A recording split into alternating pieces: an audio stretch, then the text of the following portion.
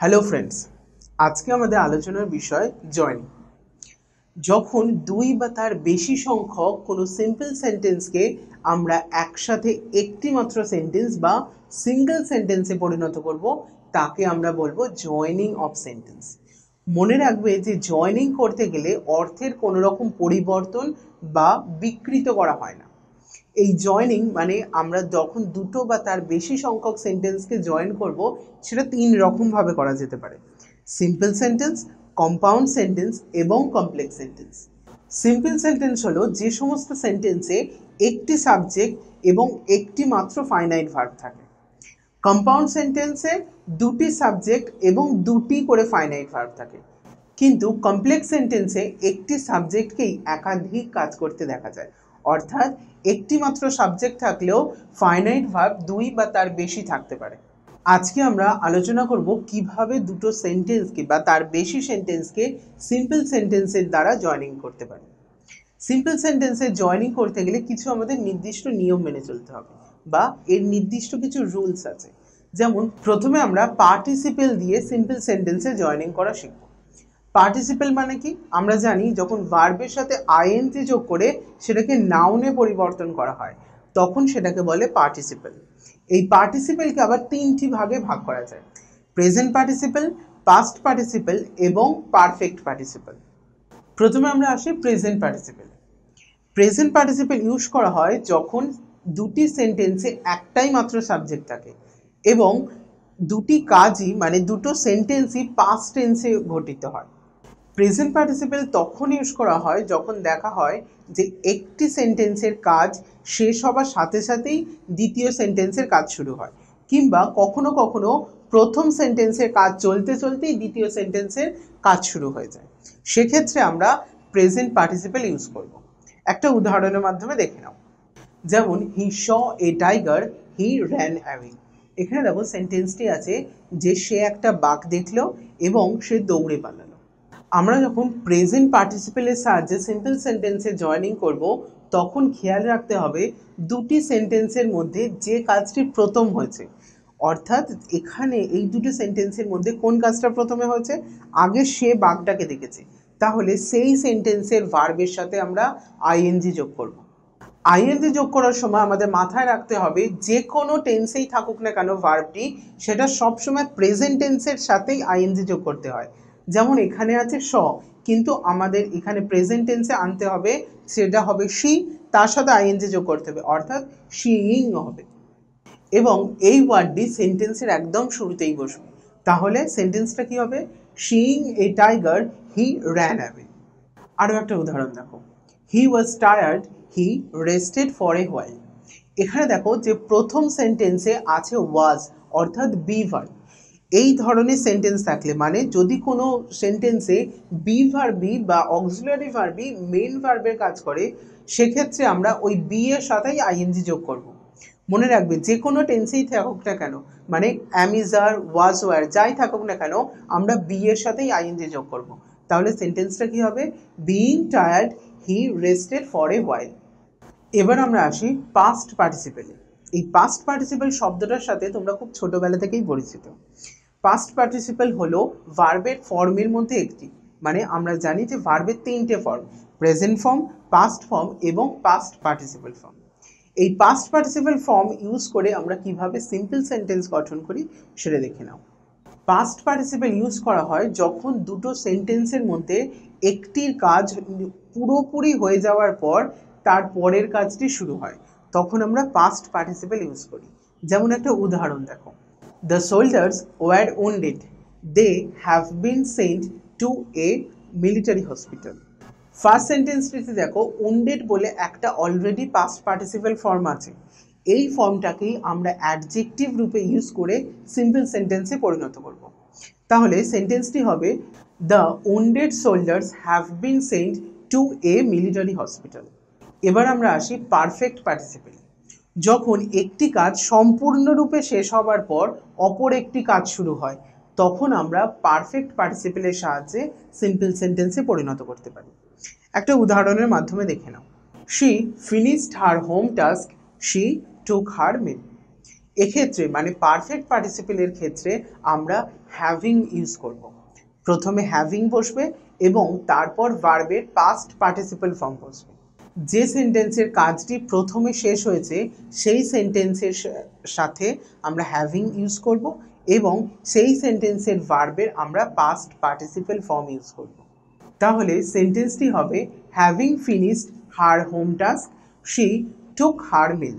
আরও একটা উদাহরণ দেখে নাও, I heard the news I came out of the house.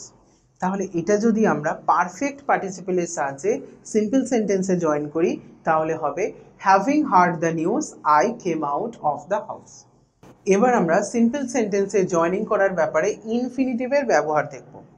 Infinitive মানে আমরা জানি যে টু বসিয়ে কোনো ভার্বের আগে টু বসিয়ে সেই ভার্বটাকে নন ফাইনাইট ভার্বে পরিণত করা।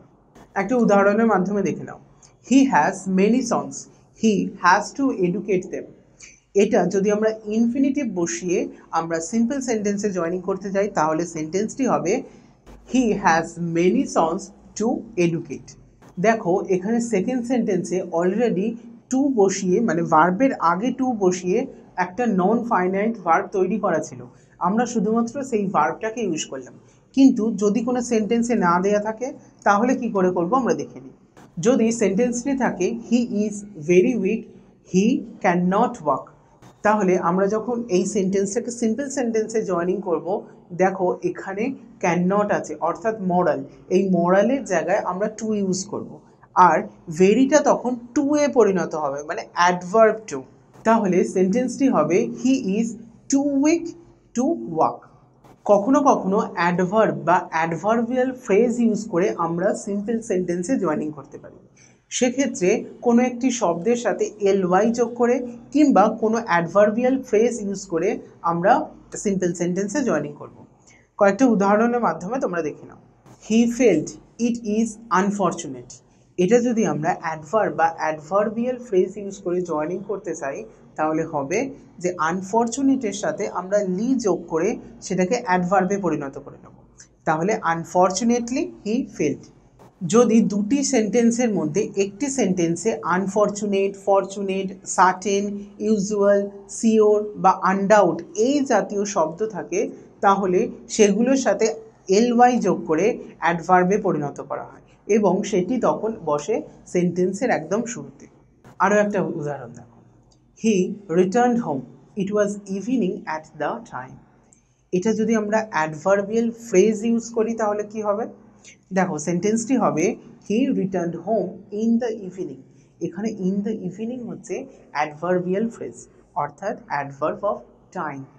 যখন ফার্স্ট সেন্টেন্সটির সাপেক্ষে সেকেন্ড সেন্টেন্সটি হয় অর্থাৎ ফার্স্ট সেন্টেন্সটির ফল হিসাবে আমরা সেকেন্ড সেন্টেন্সটি ইউজ করি তখন আমরা অ্যাবসলিউট ফ্রেজ বা নমিনেটিভ অ্যাবসলিউট দ্বারা সিম্পল সেন্টেন্সে পরিণত করা হয়।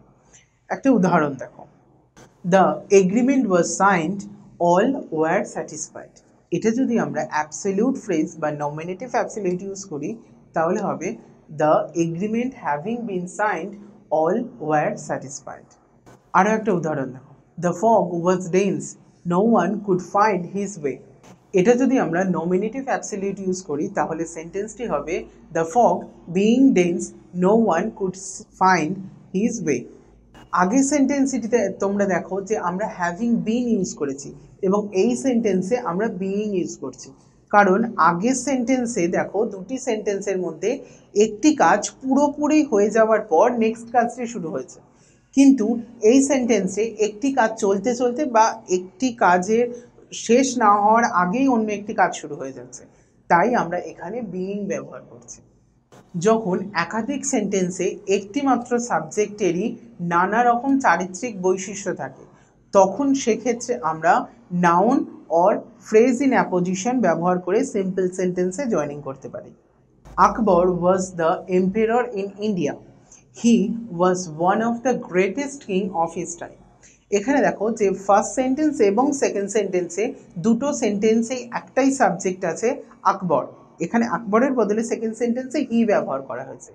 এখানে দেখো আকবরেরই দুটো বৈশিষ্ট্য বোঝাচ্ছে, সেক্ষেত্রে আমরা noun or phrase in apposition ব্যবহার করব। তাহলে সেন্টেন্সটি হবে আকবর the emperor in India was one of the greatest king of his time.